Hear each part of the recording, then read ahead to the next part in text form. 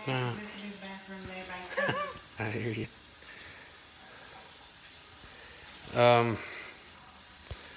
Oh, my bad. I didn't know it started already. Good afternoon, everybody. Welcome back to the channel. We're here still trimming out the LVP. I actually got a late start today because I had to go to the carpet store and all of that stuff. And I live about takes me about an hour and 20 minutes from my house to get to the carpet store. And then from the carpet store, it probably takes 45-50 minutes to get here to the job. And this job is actually about 1 hour from my house. So been a lot of drive time. Unless I can come straight from my house to the job, then it takes a lot of drive time. So Benz, I had to go into town and stuff like that this morning. I only got here about 11 o'clock. I went ahead and tack stripped it and stuff like that. And then I decided I better get on working on this base because I don't want to be running my saw too late, and I don't want to be running my saw in the house. So for the sake of the neighbors, I went ahead and started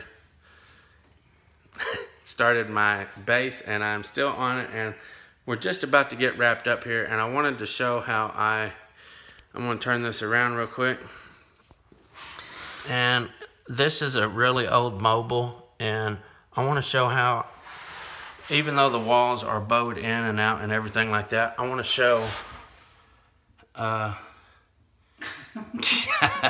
it's still going to be a little respectful, Max. Anyway, even though this is, you can see that wall right there, how much it bows in and all that good stuff.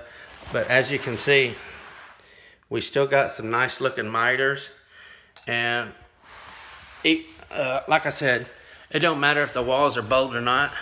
Using this technique that I'm doing, you can have nice looking miters like that that's going to stay like that for I guess forever, because once they're there and nailed and cocked, they're not going to go anywhere.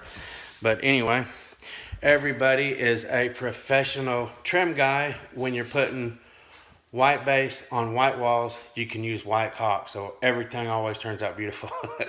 Anyway, I'll show you just a couple more down here through the hallway, and then I'll show you, see this corner here. All these corners are, thank you, Christina. All the corners are really nice and tight, and I am fixing to show you. I had to do a little custom work right there so that door would open, so that'll have to be painted.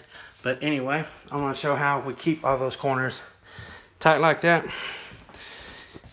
Thanks, Christine. I'm going to give the phone to my wife, and I'm going to do this corner right here, and I'll let you guys see what I do.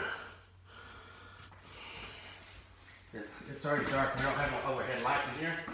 So I actually learned this from Trim Carpentry TV.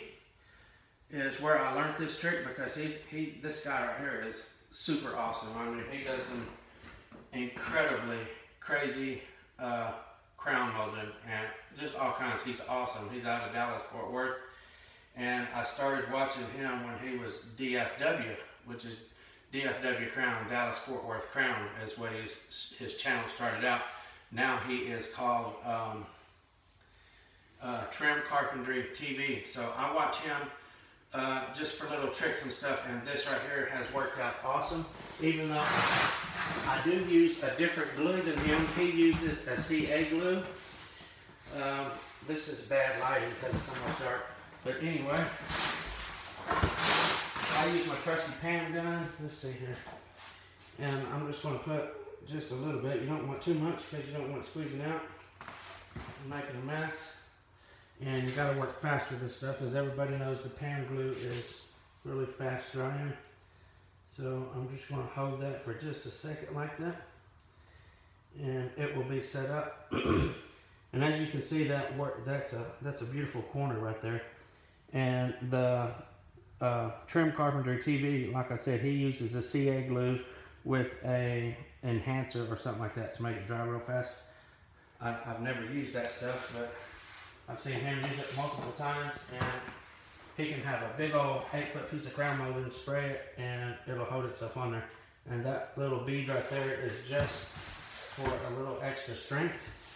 And you guys can see the process that I'm doing here, and that's why I've been working on this probably since about 12:30 today, and we are still doing trim. It's because I go through these processes like this just to have really nice results. I think everybody that follows me knows that I don't really care about time.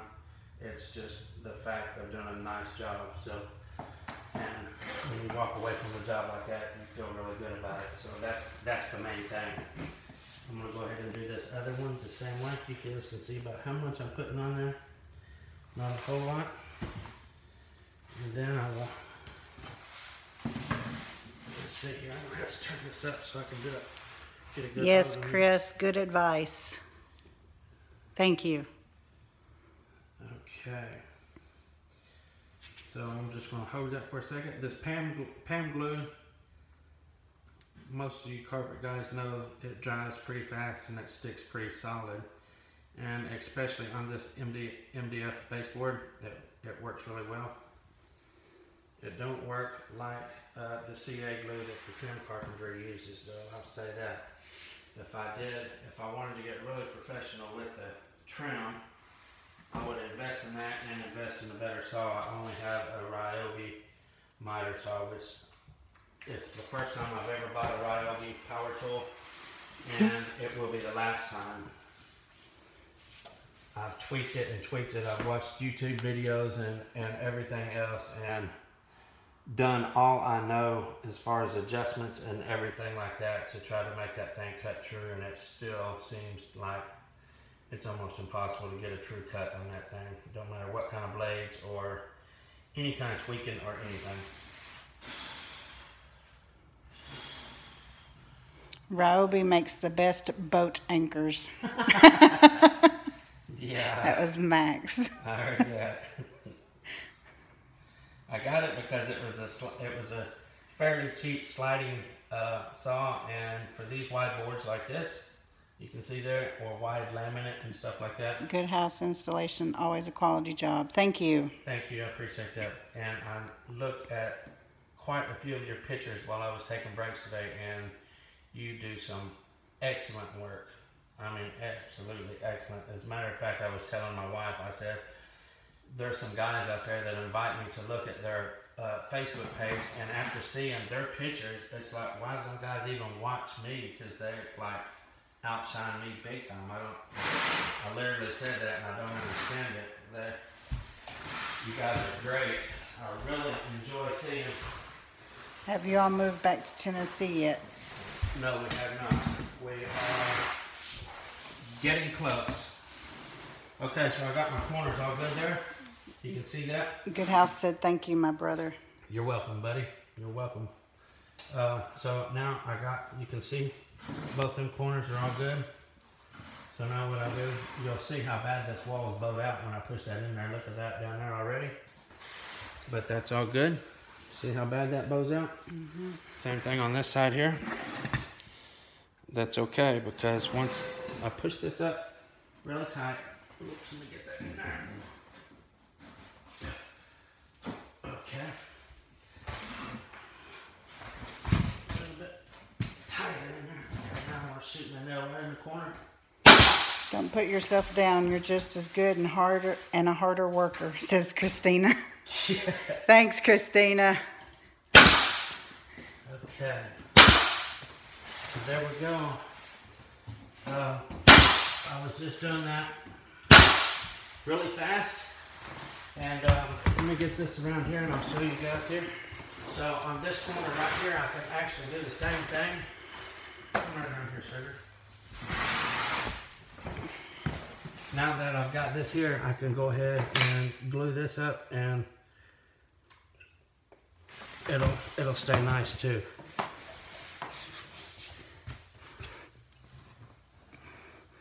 As old timers got to stick together, LOL. You're an awesome installer yourself. Good house installation. Thank you. You consider yourself an old timer. How old are you, buddy? I'm kind of hurt that you considered me an old timer.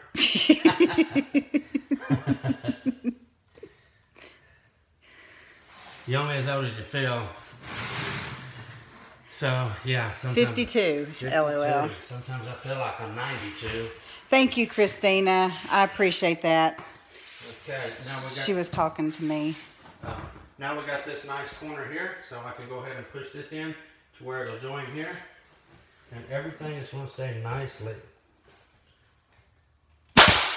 Now that this needs pushed in and nailed naturally. Just finished 100 of glue down hardwood, quarter round painted and all, $100 tip. The sports, Sports of Destiny. yes. That's awesome. Okay, so I'll get a look here. My wife is doing the fancy caulking in behind me there, and you can see those corners. Even though the walls were bowed, they stay real nice. Okay. Sorry that the lighting is bad here. I should not have done this. I probably should have just waited. Sorry about that, folks. You can see.